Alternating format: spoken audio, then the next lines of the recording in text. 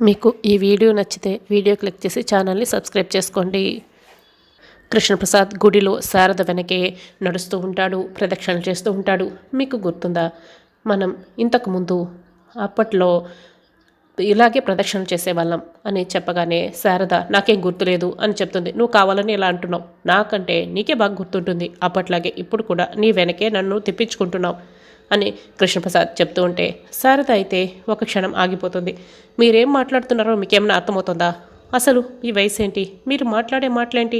మనం ఎక్కడి నుండి మాట్లాడుకుంటున్నామో కాస్తైనా స్పృహలో ఉన్నారా మీరు అని శారద అడుగుతూ ఉంటే, ఇప్పుడు నాకేమంత అయిపోయిందని కాస్త గడ్డం నడిచింది, కళ్ళజోడు వచ్చింది అంతే కదా అని కృష్ణప్రసాద్ చెప్తూ ఉంటే, మీరు నా వెనకే ఇలా తిరిగారంటే నేను ఇప్పుడే ఇక్కడి నుంచి వెళ్ళిపోతాను, ఏమీ మాట్లాడను అని శారద చెప్తే, అంత మాటలు వదిలే శారదా, ఇలాగే కూర్చొని నేను వెయిట్ చేస్తూ ఉంటాను, నువ్వు వచ్చేసాయి అని కృష్ణప్రసాద్ చెప్తే, అలాగే అని శారద అంటుంది. ఏం కూర్చోయాలో అడుగుదామంటే ఈయన కలవడం లేదు అని మీరా అడుగుతూ ఉంటే అప్పుడే భూమి బిందు దగ్గరికి వస్తుంది. ఆనియన్స్ ఎలా కట్ చేయాలో చూపిస్తూ ఉంటుంది.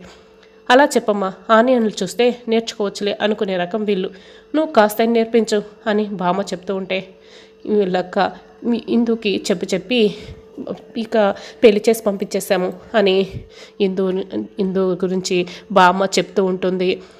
ఒకసారి ఇందుని వెళ్ళి చూసి రావాలత్తయ్య, అసలే వాళ్ళు కట్నం ఇవ్వలేదని కోపంగా ఉన్నారు, వదినకి చెప్తే ఏమో ఇద్దాంలే అని తేలిగ్గా తీసుకుంటుంది అని మీరా చెప్తూ ఉంటే, అదే నక్షత్రకి పెళ్లి చేస్తే కట్నం విషయంలో ఇలాగే చేస్తుందా ఏంటి అని బామ్మ చెప్తూ ఉంటే, ఏ పెళ్లి గురించి మాట్లాడుతున్నారు అని చరణ్ అక్కడికి వస్తాడు.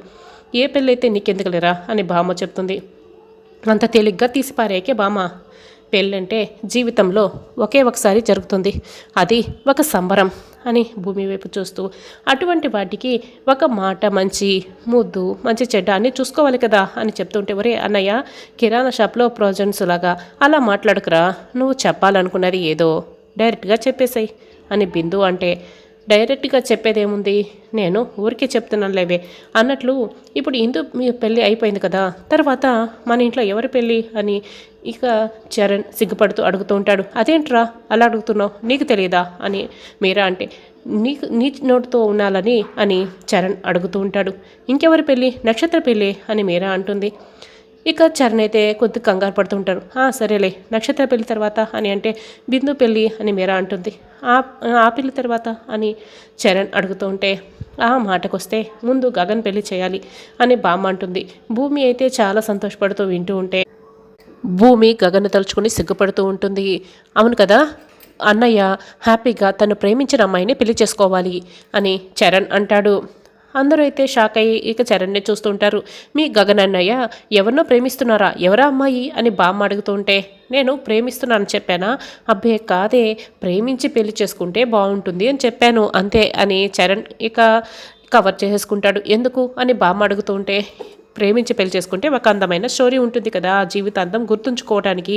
సరే, ఆ తర్వాత పెళ్ళి ఎవరిది అని చరణ్ అడుగుతుంటే, భూమి అప్పుడే అక్కడి నుంచి పక్కకు వెళ్ళిపోతుంది. ఇదేంట్రా, నువ్వు ఈరోజు ఒకరి పెళ్లి తర్వాత ఒకరిది ఎవరిది అని ఇన్నిసార్లు అడుగుతూ వస్తున్నావు, అయినా ఏమైంది ఈరోజు నీకు, ఆ తర్వాత ఎవరుంటారు, పూర్ణిమ అని బామ్మ అంటుంది. వీడికి ఏమీ తెలియని అమాయకుడిగా తయారైపోయాడు, అన్నీ నా ఛాన్సే వచ్చినట్టున్నాయి అత్తయ్య, నేను మళ్ళీ వస్తాను అని మీరా అంటుంది.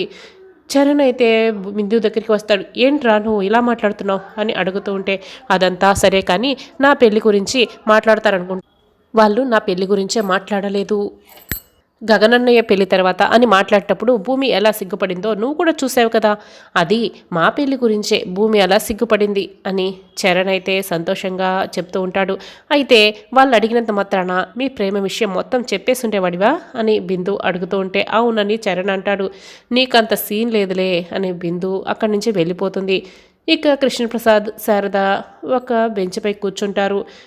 అప్పుడే శారద కృష్ణప్రసాద్కి బొట్టు పెట్టిపోతూ ఉంటుంది. మళ్ళీ బొట్టు పెట్టుకుంటూ ఒక క్షణం ఆగిపోతుంది. ఇక కృష్ణప్రసాద్ అయితే కన్నీళ్ళు తుడుచుకుంటూ కొబ్బరి చిప్ప కొట్టుకొని తింటూ ఉంటాడు. చెప్పు శారద అని అడగడంతో అప్పుడే కృష్ణప్రసాద్ కంట్లో నలకపడుతుంది. అబ్బా అని అరుస్తూ ఉంటాడు. ఉండండి నేను ఊదుతాను అని శారద ఊదుతూ ఉంటుంది. ఇద్దరు ఒకరినొకరు ప్రేమగా చూసుకుంటూ ఉంటారు. ఇక కాసేపటికి తేరుకుంటారు. చెప్పు శారద అని కృష్ణప్రసాద్ అడుగుతూ ఉంటాడు.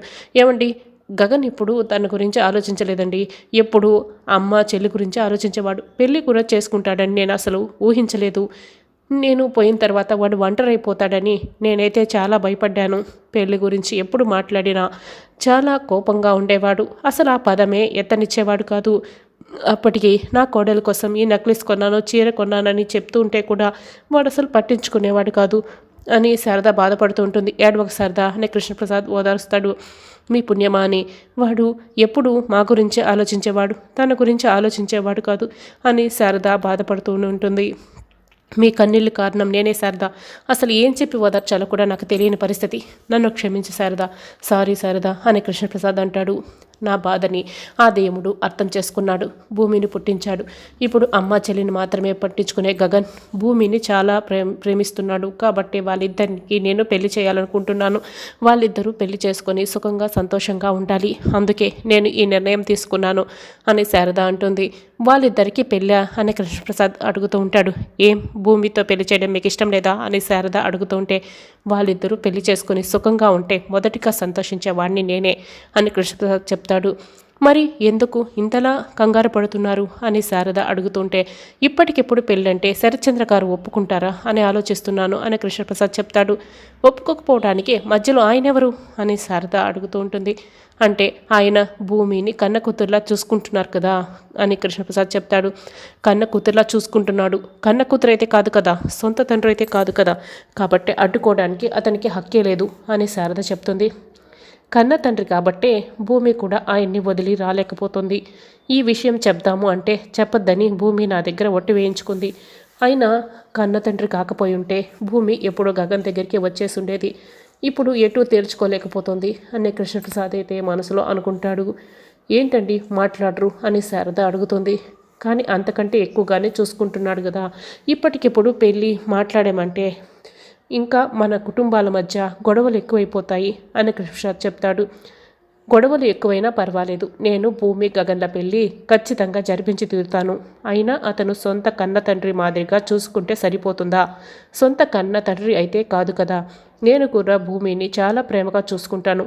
అంత మాత్రాన నేను అమ్మనో మేనత్తనో అవుతానా? కాదు కదా.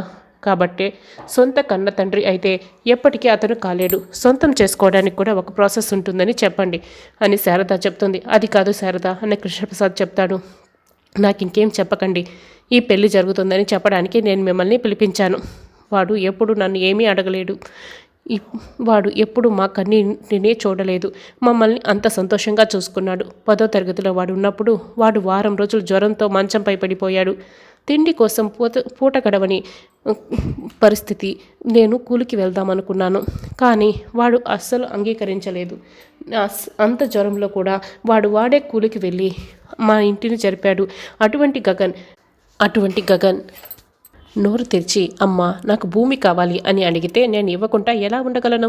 కావాలంటే వస్తున్న ఆటంకాల్ని మీరు ఏదో ఒకటి చేసి తగ్గించండి, అంతేకాని పెళ్లి జరగదని మాత్రం అస్సలు మాట్లాడకండి. నేను ఈ పెళ్లి జరిపించే తీరుతాను అని శారద ఇక ఖచ్చితంగా చెప్పేసి వెళ్ళిపోతుంది.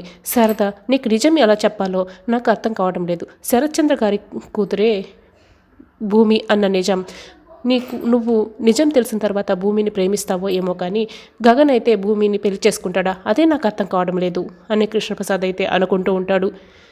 ఇక వేలంపాట దగ్గరికి శరత్చంద్ర, కృష్ణప్రసాద్ ఇద్దరు వస్తారు. శరత్చంద్ర గారు ఈ వేలంపాటకి వచ్చారు అంటే ఇక ఎవరు కూడా వేలంపాట పాడలేరు. ఖచ్చితంగా ఇది ఆయనకే వెళ్తుంది అని చెప్తూ ఉంటే శరత్చంద్ర అయితే ఇది విని చాలా గర్వంగా ఉంటాడు.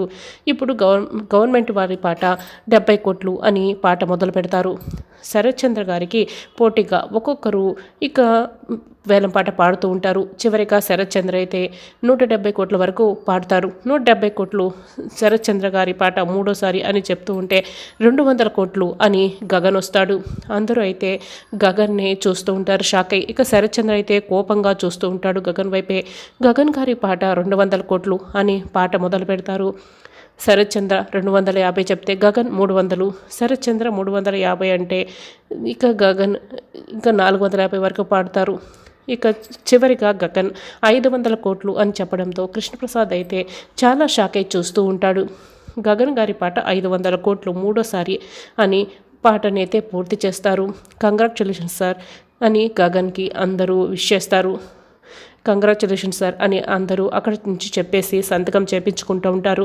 కృష్ణప్రసాద్ అయితే ఇక గగన్ని చూస్తూ ఉంటే శరత్చంద్ర అయితే కోపంతో రగిలిపోతూ గగన్నే చూస్తూ ఉంటాడు.